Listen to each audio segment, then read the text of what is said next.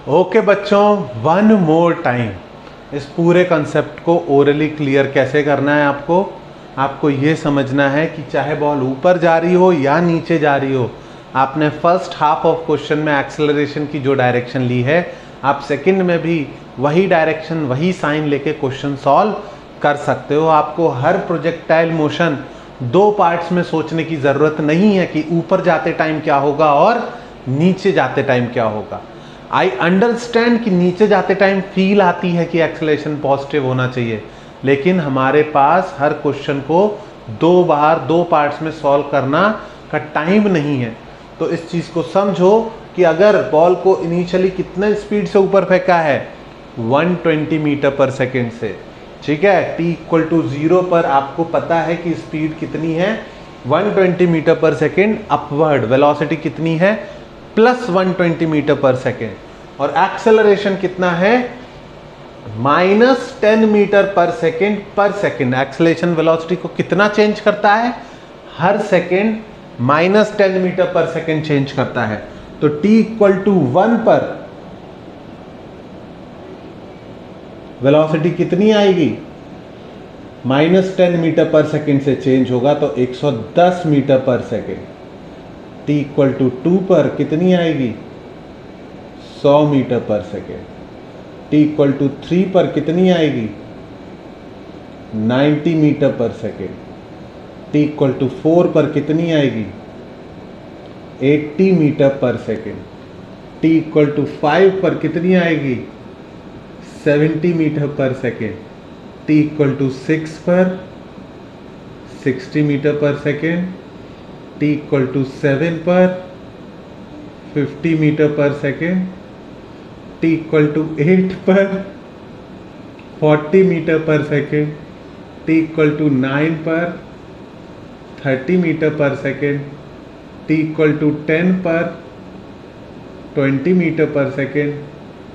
t equal to 11 पर 10 metre per second और t equal to 12 पर 0। वेलोसिटी कितनी हो गई, 12 सेकेंड बाद वेलोसिटी कितनी हो जाएगी, 0।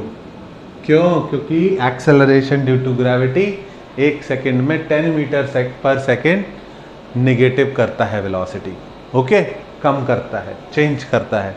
Acceleration is minus 10 metre per second every second per second. Every second minus 10 metre per second होती जा रही है। अब लोग क्लेम करते हैं सर इसके बाद एक्सेलरेशन आपको पॉजिटिव लिखना चाहिए, क्योंकि अभी तक वेलोसिटी डिक्रीज हो रही थी और अब वेलोसिटी इंक्रीज होगी। तो मैं उनको समझाना चाहूँगा कि बच्चों अभी भी वेलोसिटी डिक्रीज होगी, तुम स्पीड के टर्म में सोच रहे हो, अभी भी वेलोसिटी डिक्रीज होने वाली है।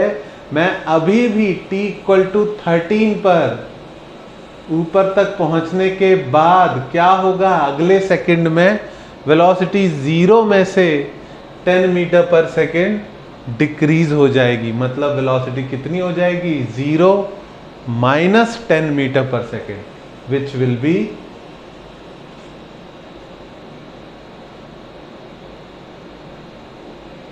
Minus 10 metre per second. Acceleration अभी भी नेगेटिव है। t इक्वल टू 14 पर वेलोसिटी कितनी हो जाएगी, माइनस 20 मीटर पर सेकेंड। हर सेकेंड अभी भी कितने का चेंज होगा, minus 10 metre per second every second. t equal to 15 पर, मतलब मैं लिख सकता हूं, मुझे लिखने में कोई आलस नहीं है, क्योंकि मैं लिखूंगा तुम बोर होगे, गुस्सा करोगे मेरे ऊपर, और उस बहाने तुमको याद रह जाएगा कि भैया एक्सेलरेशन ऊपर जाते टाइम और नीचे आते टाइम पूरे टाइम एक्सेलरेशन कितना है, माइनस 10 मीटर पर सेकेंड है, ओके। जो तुम्हारे सर ने पढ़ाया था वो गलत नहीं था, वो नीचे के क्वेश्चन को अलग सिखाते हैं और ऊपर से गिरने वाले को अलग सिखाते हैं, और उसके भी सीखने के फायदे हैं, लेकिन इसके सीखने के ज़्यादा फायदे हैं। ये सीख लोगे तो प्रोजेक्टाइल मोशन पूरा एक शॉट में कंप्लीट कर पाया करोगे। अदरवाइज हमेशा दो पार्ट में सोचोगे, ऊपर के जाने का पार्ट और नीचे के आने का पार्ट। और वो 3 रिजल्ट याद कर रखे हैं तुमने, रेंज और हाइट और मैक्स टाइम पीरियड का, वो काम नहीं आएंगे क्योंकि उन पे क्वेश्चन आ चुके हैं सारे। अब क्वेश्चन आएगा तो कुछ नया ही आता है, ठीक है। तो t = 16 पर कितनी वेलोसिटी होगी? -40 मीटर पर सेकेंड। हर सेकेंड -10 मीटर पर सेकेंड से चेंज होगी और फाइनली t = 24 पे बच्चों वेलोसिटी -120 मीटर पर सेकेंड होगी जब ये बॉल वापस जाके ग्राउंड से टकराएगी। तो ये चीज़ तुमको समझ में आनी चाहिए। तुम्हें एक एक सेकंड की वेलोसिटी पता होनी चाहिए, और जब तुम्हें एक एक सेकंड की वेलोसिटी पता है तो फिर कोई क्या पूछेगा तुमसे? तो फिर कोई क्या ही पूछ लेगा कि ये बता दो, वो बता दो, एंगल बता दो वगैरह, सब कुछ हो जाएगा और सब कुछ ऐसे ही हो जाएगा। ये भी नहीं लिखता मैं प्रोजेक्टाइल के क्वेश्चन में, कब से पेन चलाना बंद कर दिया मैंने, ठीक है, क्योंकि मेरे सर ने ऐसे पढ़ाया था और मैं आज भी ऐसे समझा रहा हूँ, ठीक है। ये जो इंटरनेट पे छोड़ो, ठीक है, तो मेरे सर ने ऐसे पढ़ाया था, उनका आज तक कोई वीडियो लेक्चर कहीं अवेलेबल नहीं है और मैं आज भी उन्हीं की कॉपी कर रहा हूँ, वही चीज़ सिखा रहा हूँ और वो अभी भी बहुत आसान है। Acceleration due to gravity -10 metre per second होता है। Every second it changes the velocity by -10 metre per second. Is that absolutely clear now? अगर ये समझ में आ गया तो प्रोजेक्टाइल समझा दूंगा बड़े आराम से, ठीक है।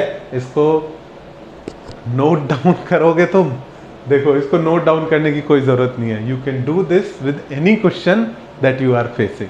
You can take any question and draw this and then you can understand कि अरे वाह ये तो बहुत ही आसान। ओके, तो अगर मन में हो तो इसको कॉपी कर लो, नहीं भी करोगे तो चलेगा। अगला क्वेश्चन सॉल्व करो खुद से, ठीक है। अगले क्वेश्चन में मैं कोई हेल्प नहीं करूंगा, आपसे पूछूंगा। अभी तक हमने एक ही इक्वेशन को बार बार यूज किया है, एक नोट डाल के लिख लो। अभी तक हमने सिर्फ एक्सेलरेशन की डेफिनेशन को यूज किया है। अगर एक्सेलरेशन कांस्टेंट है तो हम लिख सकते हैं acceleration is equals to change in velocity per unit time. Change in velocity divided by time, कितना चेंज हो रहा है वेलोसिटी का हर सेकेंड, ओके। और वेलोसिटी को लिख सकते हैं v equals to u plus at। I hope ये आपने खुद से भी पढ़ लिया था, नहीं पढ़ा था तो कोई बात नहीं, हमने बस क्रॉस मल्टीप्लाई किया है और क्रॉस मल्टीप्लाई करके a से t का मल्टीप्लाई हो जाएगा और जब u उधर जाएगा तो पॉजिटिव हो जाएगा। तो इसको बोलते हैं बच्चों इक्वेशन ऑफ मोशन। अगर नहीं पढ़ा था बाई चांस तो इक्वेशन ऑफ मोशन लिख लेना।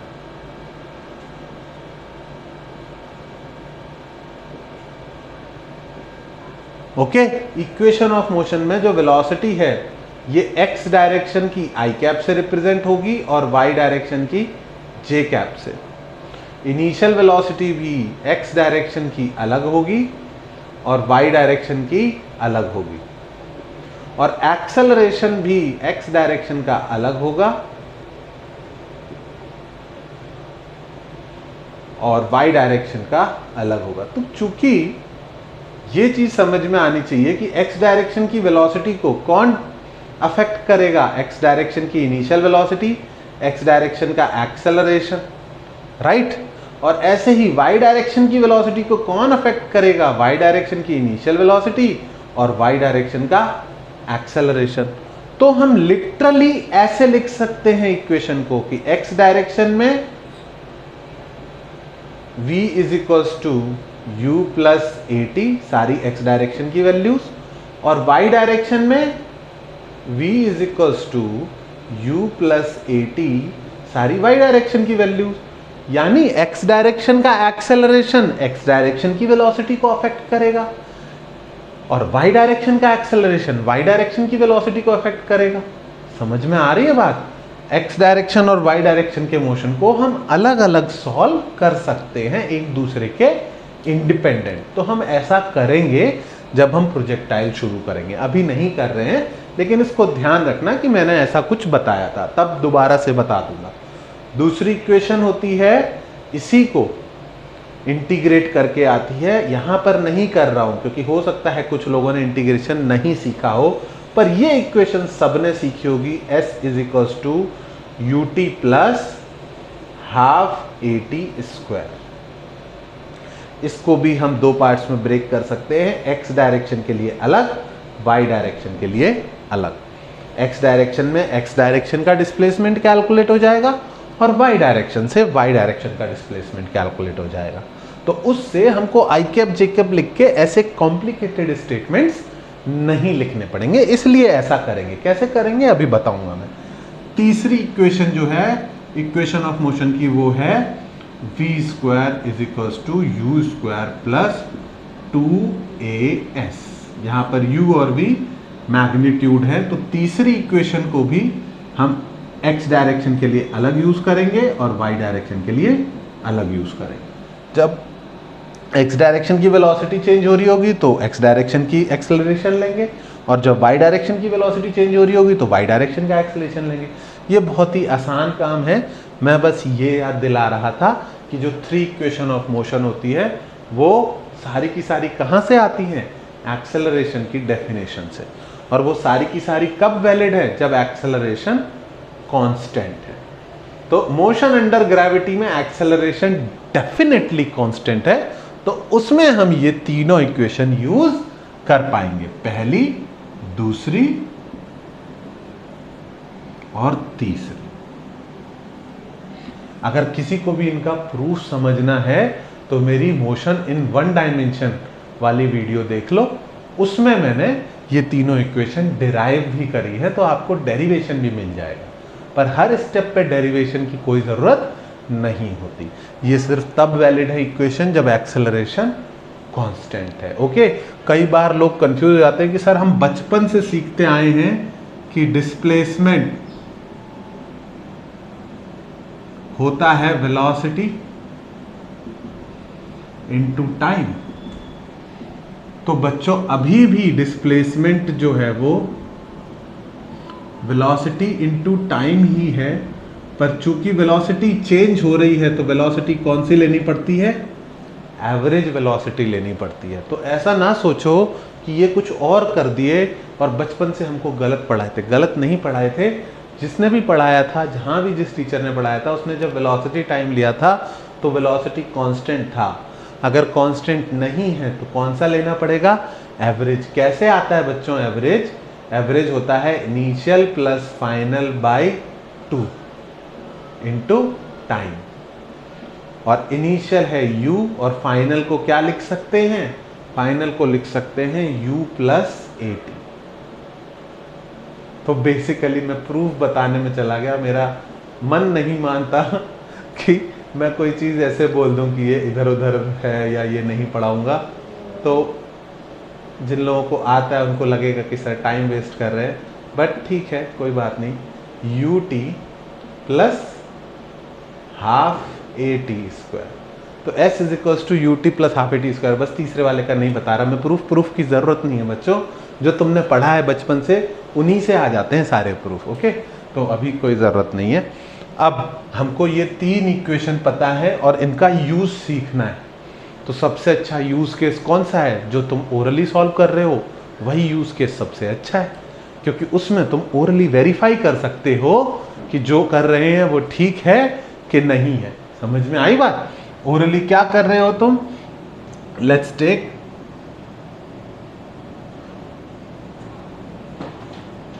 अ नोट जिसमें मैं बॉल को नीचे से ऊपर थ्रो कर रहा हूँ यू स्पीड से, और ये ऊपर जाएगी। हमें पता है हर सेकंड वेलोसिटी कम होती जाएगी, फिर ऊपर जाके ये रेस्ट पे आएगी। जब इसकी वेलोसिटी 0 हो जाएगी, इसको v1 बोल देता हूँ, और फिर वापस नीचे गिरेगी विद नेगेटिव वेलोसिटी, और फाइनली ग्राउंड से आके टकराएगी। ग्राउंड से जब टकराएगी तो उतनी ही स्पीड होगी जितनी पहले थी, लेकिन वेलोसिटी अपोजिट डायरेक्शन में होगी। पहले u से ऊपर जा रही थी, अब फाइनल इसकी माइनस यू जे कैप लिख सकते हैं। स्पीड बराबर होगी u और u, पर डायरेक्शन अपोजिट होगी। तो इस केस के लिए हमें क्या क्या कैलकुलेट करना आना चाहिए, हमें कैलकुलेट करना आना चाहिए टाइम ऑफ फ्लाइट,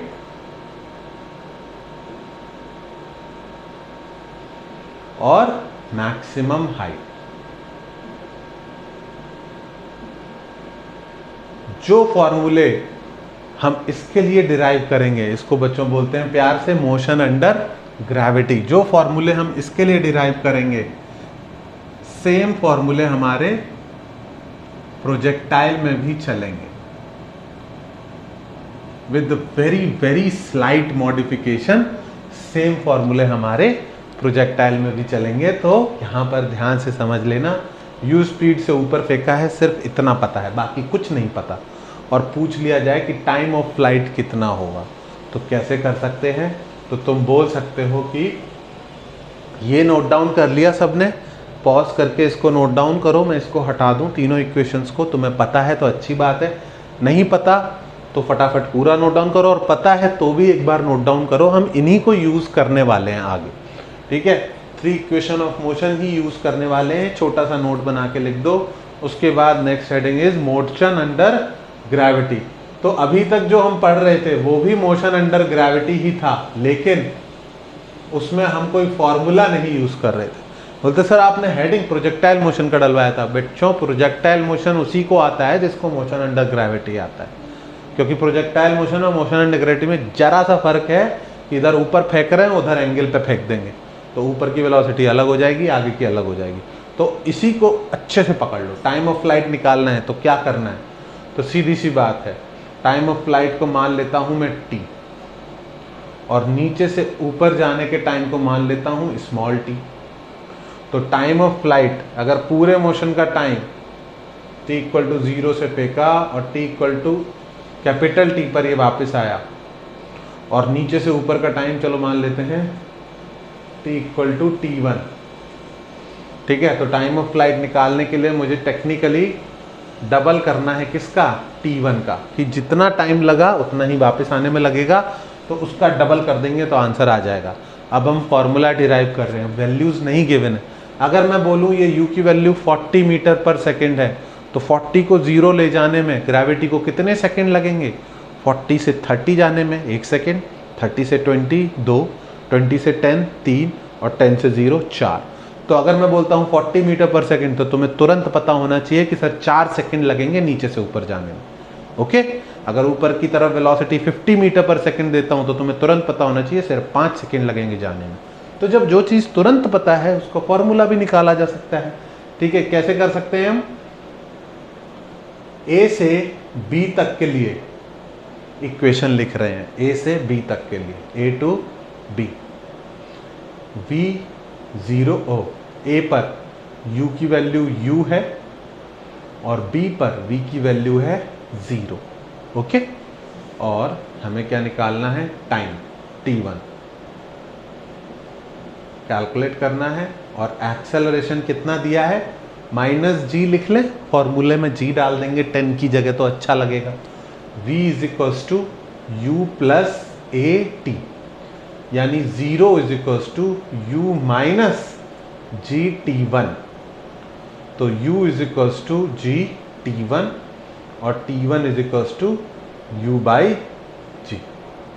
और टाइम ऑफ फ्लाइट कितना होगा? इसका डबल, तो यानी 2u बाई जी,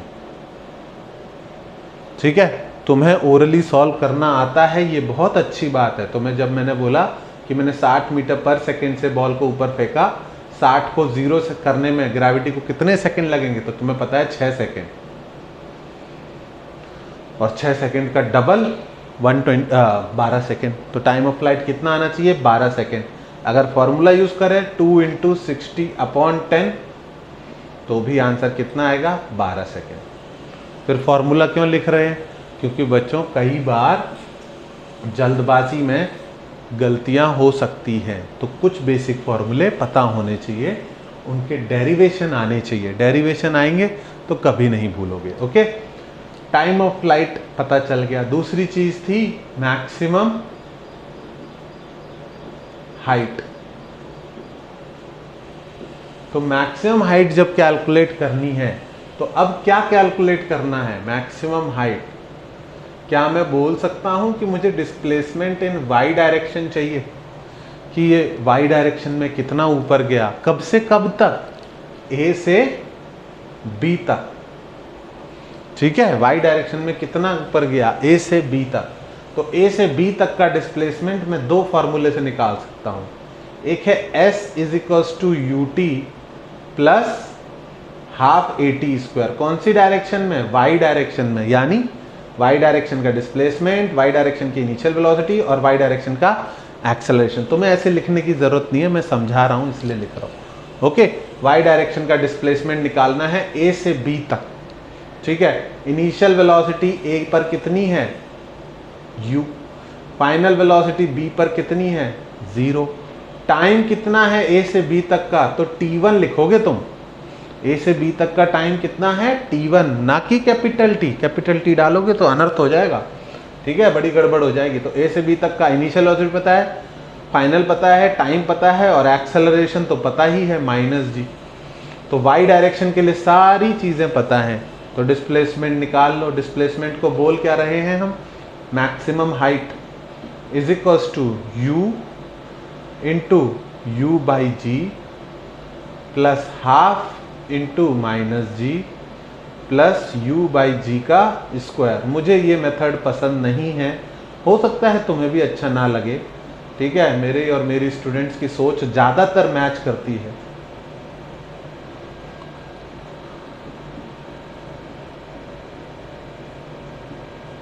इसको सॉल्व करते हैं तो एच मैक्स की वैल्यू आती है यू स्क्वायर बाई 2g। मुझे ये पसंद नहीं है, बिकॉज इसको सॉल्व करने के लिए पहले से टाइम पता होना चाहिए। क्या अगर हम बिना टाइम की कैलकुलेशन के इस तरीके से सॉल्व करने जाएं तो फंस जाएंगे? हाँ, तो हम टाइम नहीं यूज़ करना चाह रहे।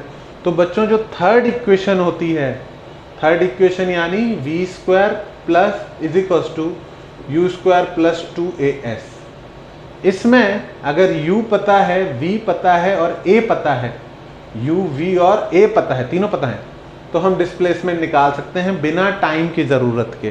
तो थर्ड इक्वेशन यूज़ करने में बड़ा फ़ायदा है। v 0, u का u, a का -g और डिस्प्लेसमेंट h मैक्स लिख रहे हैं।